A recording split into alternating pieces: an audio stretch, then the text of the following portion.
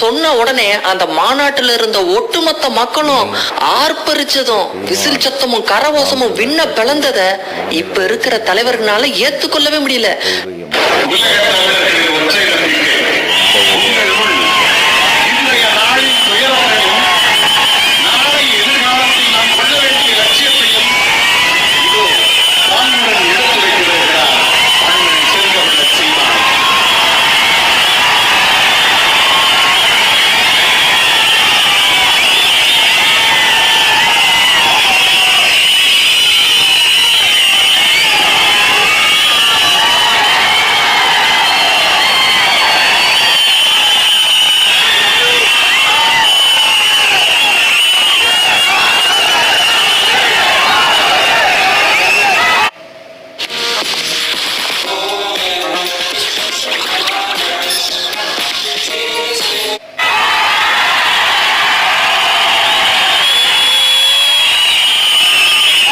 தமிழ்நாட்டில் இன்னைக்கு அடுத்து ஸ்டாலின் பேச போறாரு, அடுத்து எடப்பாடி பேச போறாரு, திருமா பேச போறாரு, எந்த அரசியல் கட்சி தலைவன் பேச போறாருன்னு சொன்னாலும் இந்த அளவுக்கான ஒரு ஆர்ப்பரிப்பையும் கரகோஷத்தையும் எதிர்பார்ப்பையும் நம்ம பார்க்கவே முடியாது.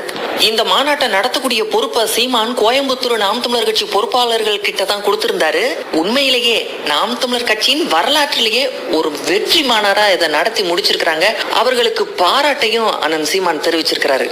முள்ளிவாய்க்கால் இனப்படுகொலை தமிழின பேரெழுச்சி கூட்டத்திற்கு கடுமையாக உழைத்து எழுச்சிமிக்க ஒரு நிகழ்வாக மாற்றிய கோவை தம்பி தங்கைகள் உயிருக்கினே உடன் பிறந்தார்கள். அனைவருக்கும் என்னுடைய அன்பும் வாழ்த்துக்களும். இந்த மாநாட்டில் கலந்துகிட்ட ஒவ்வொரு நாம் தமிழர் கட்சி பாக்குறாங்க. உண்மை சார்,